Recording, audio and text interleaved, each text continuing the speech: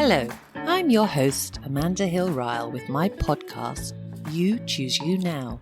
I was living as a survivor with depression and suicidal thoughts linked to my limiting beliefs and inherited family narratives. I never put myself first. Today, I'm an inspiring mother and teacher, a best-selling author, and stand up to be seen, taking responsibility for my life and my value. What changed? I chose me and healed my wounded inner child and let go of what did not serve me. Are you ready to be fulfilled? And you choose you now? Join me on the journey of embracing your truth, healing your inner wounds so you can live your life with joy and not just survive. If you feel connected with my message, please choose to hit subscribe so you never miss an episode.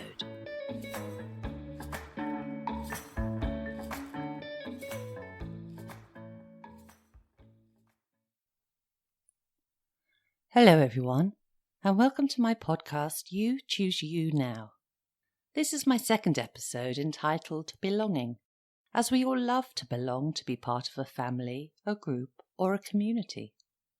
As human beings, we always have a choice, and it's taken me a long time to realise that I can choose me and heal my inner wounded child, to forgive myself and others, so I can show up to be the light and guide to my son, my family, and my community.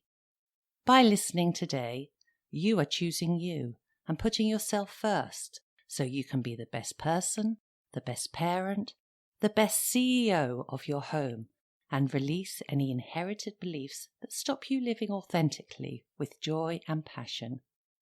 What a gift you are. Please leave your comments about this podcast, this episode, and what it means to you, as I want to respond in awareness of what we all need to become our happiest, calm and inspiring selves. Sit back, relax and enjoy. We all have basic needs when we're born. The physiological need of water, food, warmth and rest, alongside the need of security and safety. Then there are the psychological needs of belonging and love, having family and intimate relationships alongside needs of esteem, prestige, and sense of accomplishment. Lastly comes our self-fulfillment needs and achieving our potential creatively, curiously, and through solutions.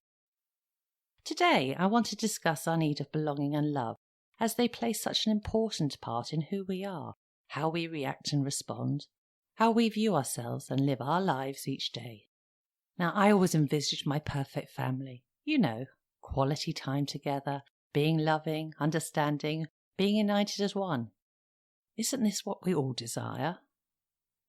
The family we're born into are our first sense of home, of belonging, being part of a group where we accept one another, grow together and are happy. But I know my ego. My mind tends to have her own opinions and judgment on how family members behave and show up.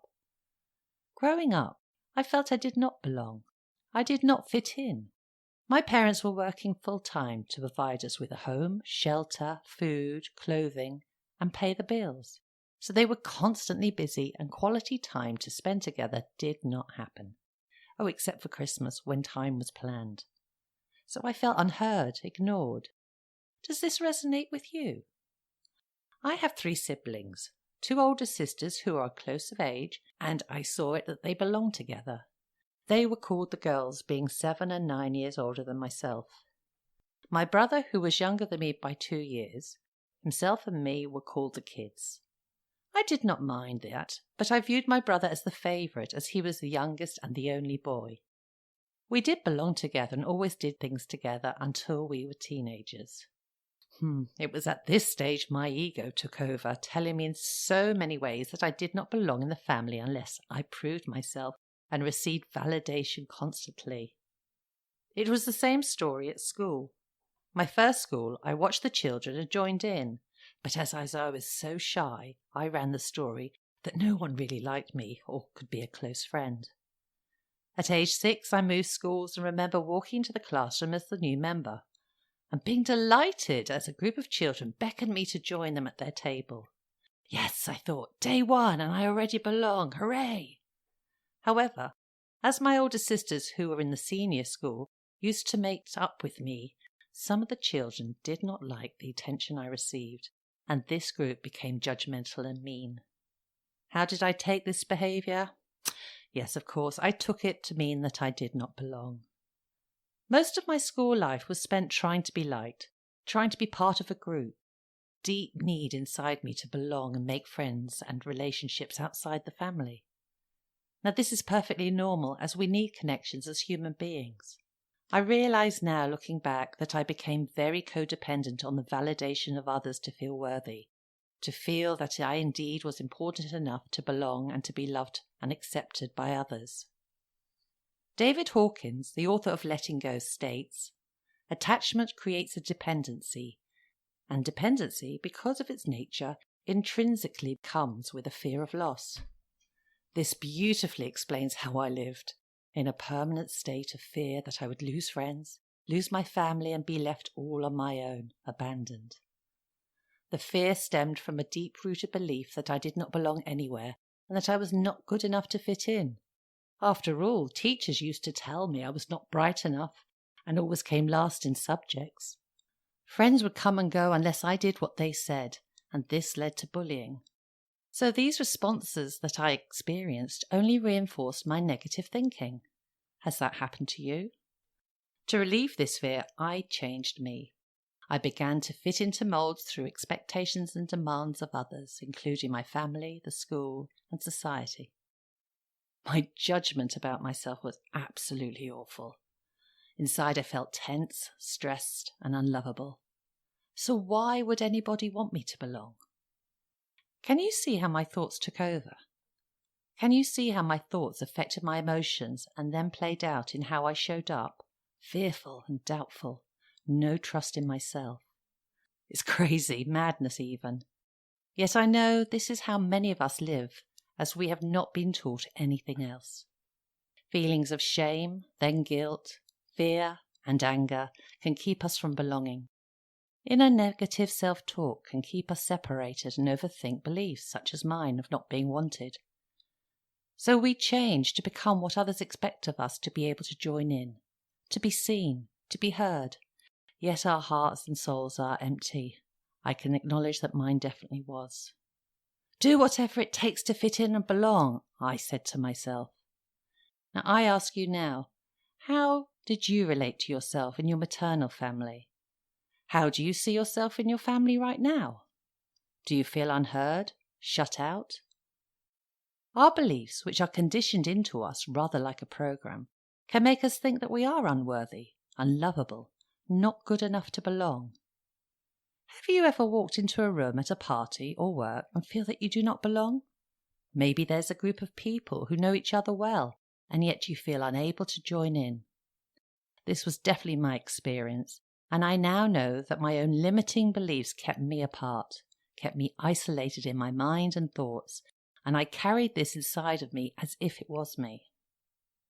Advertising, social media, and society all program us to believe that we only belong if we look good, if we get the results and grades.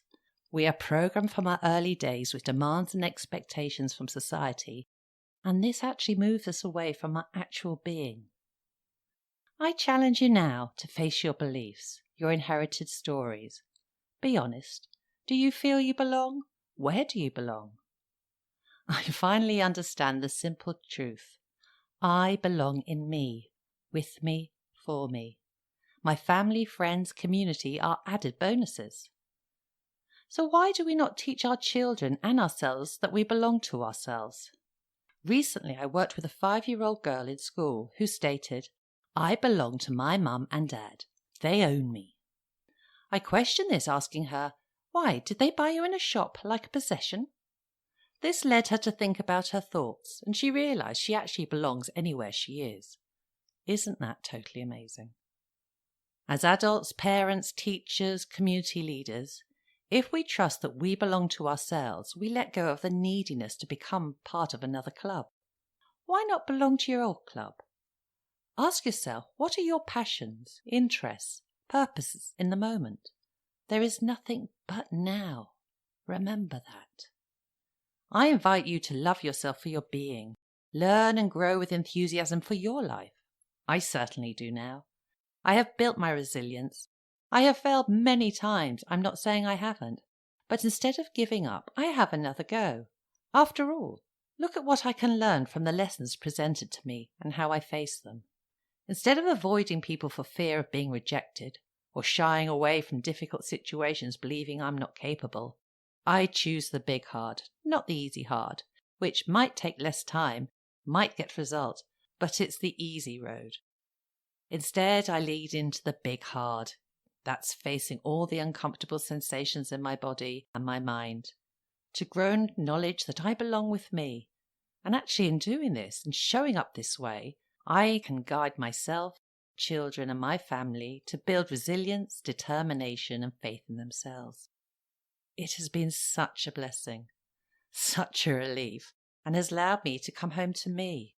I have grown to accept myself just as I am, to be happy with me. After all, I am not a product on a shelf, but am who I choose to be and become. Through self-love, meditation, taking time just for me, I have filled my void and no longer expect or demand anything from others or outside of me. I can sit in uncomfortable feelings, and when my ego wants to return to my limiting beliefs of not belonging, which she always does, I choose to rise above my thoughts. I catch myself, and I'm mindful of my emotions and responses. I belong with me. I am at home wherever I am with me. I choose to let go of my old belief that I had to change to fit in with society's and culture's description of how I should belong. Are you ready to do that? As a mother, a CEO, which is a Chief Energy Officer of my family, and a teacher, I realize the privilege I have to guide children. My son is now a teenager. Yes, he's reached that stage. And finally, I've let go of the belief that I'm in charge. I'm in control of him, and he should do what I want, as I realize that's just the programming that I grew up experiencing.